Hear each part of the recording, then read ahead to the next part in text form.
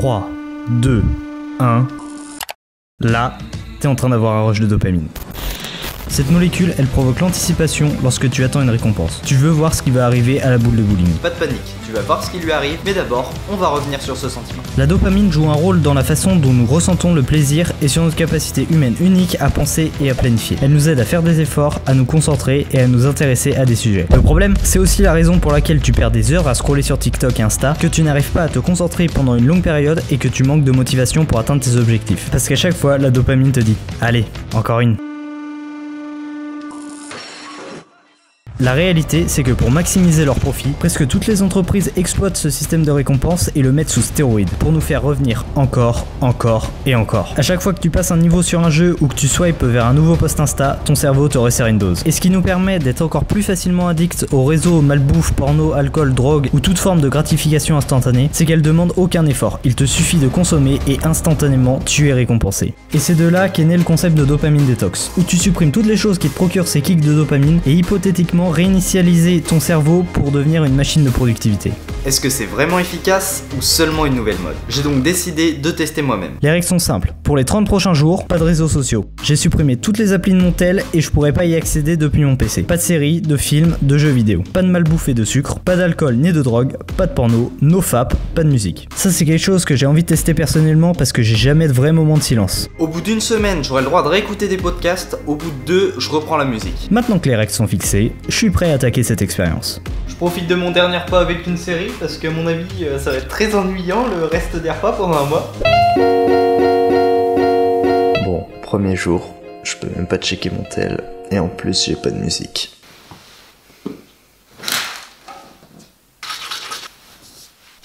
Pendant le petit déjeuner, au lieu d'être sur Insta à regarder des gens qui ont une meilleure vie que moi, j'ai directement attaqué ma leçon de néerlandais et enchaîné sur la lecture et la méditation. C'est la première fois que je fais ma morning routine sans faire de pause à chaque fois entre chaque action sur mon tel et franchement c'est hyper gratifiant. Autant te dire que c'est largement mieux de commencer sa journée comme ça que d'être sur les réseaux. Bon allez, je me dépêche, faut que j'aille au taf. En rentrant, au lieu de manger en regardant une vidéo, j'ai rien fait. Wouhou. 2 heures de montage, j'enchaîne sur l'entraînement. Encore une fois, sans musique, une douche, un autre repas, et c'est déjà la fin de la journée. Bon, débrief de ce premier jour de dopamine détox. Franchement, je vais pas mytho, je suis pas transcendé, je suis pas transformé, clairement. T'as déjà passé un jour sans être sur les réseaux sociaux, sans manger de junk food, moi aussi. Rien de nouveau, franchement. Ce qui est bien, par contre, c'est à chaque fois, entre chaque petite activité, en chaque changement de tâche, à chaque fois, je vais regarder mes notifications, tout ça. Et bah là, j'y suis pas. Donc, mine de rien, je suis beaucoup plus productif. Ah, j'ai oublié, il est quasiment 21h, je suis debout depuis 6h. Mon tel il est à 78%. J'ai utilisé 29 minutes mon téléphone. D'habitude je suis dans les 3 heures.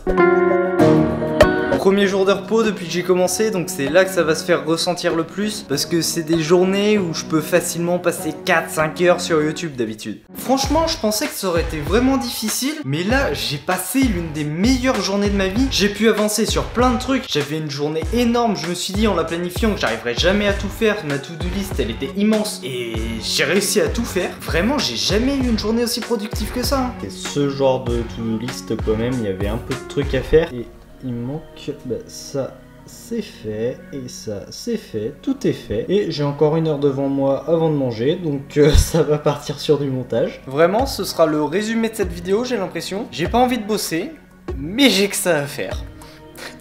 Elle est cool ma vie. Mais au moins, j'avance bien sur mes projets et ça fait plaisir. C'est bête parce que je comptais être au fond du trou aujourd'hui pour pouvoir faire un bon storytelling où je descends très bas et pour pouvoir remonter et c'est magnifique. Bon après, je vais pas me plaindre de passer des journées excellentes. En tout cas, le plus gros point positif, c'est au niveau d'Instagram. Ça ne me manque pas du tout. J'en ai rien à faire de ce qui se passe dessus, des gens, tout ça. Parce que vraiment, avant, j'étais à refresh mon feed toutes les demi-heures. Ça me coupait dans ce que je faisais. Donc là, quand je suis focus tout le temps, j'ai rien pour me distraire et j'avance de fou sur mon taf. L'heure est grave, j'ai triché. Ouais, je me suis mis un podcast pendant que j'ai fait la vaisselle. Parce que de toute façon, en fait, ça m'apporte rien de pas en écouter. À un moment, le silence, c'est le silence. J'apprends plus rien à part juste la lecture, mais je lis 10 pages par jour, je me tiens à la routine. Et c'est pas énorme. Les podcasts, ça prend 0 temps parce que tu fais autre chose en même temps. Et ça permet d'apprendre des trucs. Donc oui, je l'ai appris 2 jours plus tôt. Je Je suis honnête, je le dis, hein, ça aurait rien changé si je l'aurais pas dit. C'était la petite update du jour. J'ai triché, mais c'est pas grave parce que c'est du podcast, c'est pas comme si j'étais sur Instagram ou machin. Normalement, les gens ils conseillent d'écouter des podcasts, ils s'interdisent pas d'en écouter. Voilà. Bon, ça commence à devenir vraiment dur mentalement parce que j'ai besoin de divertissement, enfin j'ai besoin de faire autre chose. Ce qu'il y a là, c'est que mes journées, depuis une semaine, ça consiste en juste 3 choses. La boulangerie, les entraînements et faire des vidéos. Vraiment, je ne fais que ça. Il n'y a pas une autre activité qui n'est pas en lien avec ces 3 choses-là. À un moment, je sature. Là, vraiment, ça me pèse. C'est compliqué, hein. Vraiment, tout ce que j'ai envie, ce serait de regarder une vidéo YouTube, genre juste 20 minutes, juste pour un autre truc totalement débile. Juste pour me changer les idées. Du coup, ce que j'ai prévu de faire, comme cet après-midi j'ai le temps, je vais aller me promener juste dans la ville, je vais découvrir comme je viens juste d'arriver ici. Sauf qu'après, évidemment, quand même, tu me mets sur un vélo, je vais réfléchir. Je vais réfléchir à quoi? À ce que je fais actuellement. Donc en fait, je tourne quand même en boucle sur avoir des idées pour les nouvelles vidéos et tout ça. Grâce à cette expérience, je comprends maintenant les conseils que j'ai déjà entendus plein de fois, genre pas commencer sa journée sur les réseaux sociaux, mais que j'ai jamais appliqué. Et c'est en les appliquant que tu comprends leur importance. Je pense que ça le fait pour beaucoup de personnes, surtout si t'es un chouïa dans le dev perso, tout ça, mais tu te sens un peu au-dessus des autres. Genre tu te dis, ouais ces conseils ils sont bien, mais pour les personnes qui sont addictes, moi clairement j'ai un beau rythme de vie, ça va, je suis raisonnable. Sauf que mec, t'es comme tout le monde. Si tu fais une action compulsivement, sans même vraiment en avoir envie, t'as besoin d'une détox. Et quand je dis ça, je parle autant à toi qu'à moi, hein. Vraiment là je sens les améliorations, j'arrive beaucoup plus à être concentré, j'ai moins mon attention qui part en vacances. Donc pour les tâches genre lecture ou méditation, vraiment je sens que je suis efficace. Ça m'arrivait souvent avant, genre je lisais, sauf qu'en fait en même temps je pensais à autre chose. Du coup je terminais ma page, j'étais incapable de dire ce que j'avais lu parce que mon attention elle était pas dessus. Et là ça m'arrive quasiment plus, donc c'est vraiment efficace. Et aussi je sens que j'ai une charge mentale moins importante parce que je suis pas bombardé avec plein d'informations continues à travers les réseaux sociaux, donc je peux me concentrer hyper facilement comparé à avant. Je commence un peu à en avoir marre, ça me manque un peu les vidéos YouTube quand même. Sur les autres trucs, j'ai aucun souci à m'en passer, mais YouTube, je kiffe trop ça. Et puis quand on a une utilisation raisonnée, c'est beaucoup trop bien. Forcément, si t'y passes des heures, ça devient contre-productif, et j'étais clairement dans ce cas-là pas mal de fois. J'espère que cette expérience, elle m'aidera à me contrôler sur ce point-là, parce que clairement, je me vois pas m'en passer sur le moyen long terme. Non, autant Instagram ça me dérange absolument pas, 90% du temps que je passe dessus, ça a zéro utilité, je suis à un point où je veux même pas le réinstaller. Je sais pas comment je vais faire parce que c'est plutôt utile d'un côté professionnel pour développer une audience, tout ça sur les réseaux, c'est pratique. Mais je sais que si je l'ai sur mon tel, je vais forcément retourner dessus et perdre mon temps même si j'en ai pas vraiment envie. Pour le moment, la meilleure solution que j'envisage, ce serait de le réinstaller dès que j'ai besoin de poster quelque chose et de le désinstaller juste après. Mais bon, c'est pas très pratique. Enfin bon, plus qu'une semaine, dernière ligne droite. C'est la fin de l'expérience.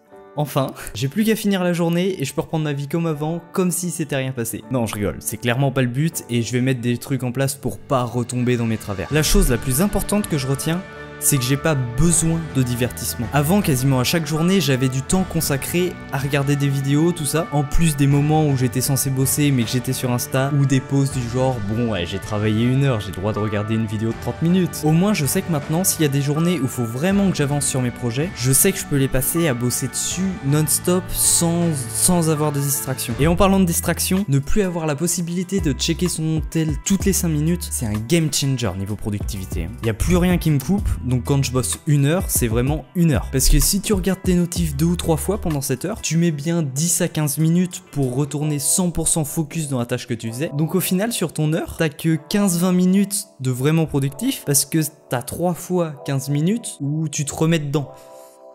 C'est pas efficace. À cause de ça, vraiment, j'avais la capacité de concentration d'un hamster hyperactif sous LSD, et quand tu dois charbonner pour vivre de ta passion dans 1 an, c'est pas le plus optimal. Je répète vraiment les conseils bateaux que t'entends partout, mais c'est maintenant que je les comprends après les avoir mis en application pour de vrai. Donc je t'encourage vraiment à tester par toi-même. Pas forcément le faire sur 30 jours comme moi, mais rien qu'une semaine, ça peut être tellement bénéfique. En tout cas, j'ai vraiment kiffé ce mois-ci. J'étais beaucoup plus présent dans ma vie, même s'il y a des moments qui ont été durs, des moments où tu t'ennuies, notamment pendant les repas. C'est toujours frustrant de plus avoir accès aux choses auxquelles on était habitué. Il y a des tentations auxquelles faut résister. En plus, tu passes pour un mec chelou quand on te demande ton Insta, mais que tu dis que tu utilises pas les réseaux.